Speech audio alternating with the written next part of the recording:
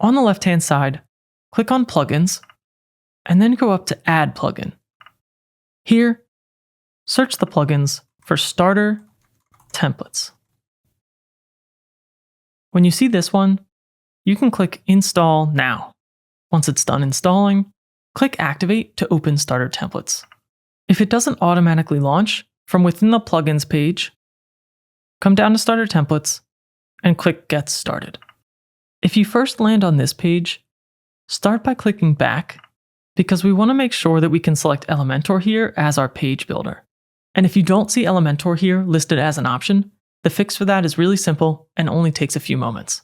If you don't see it, click back and then click Exit to Dashboard. On the left-hand side, hover over Settings and then click General.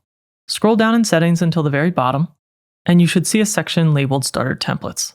If this option, called Disable Elementor Page Builder Templates, is checked, then go ahead and uncheck it so that it looks like mine.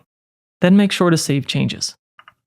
After saving, go to Plugins, scroll down to Starter Templates, and click Get Started once again.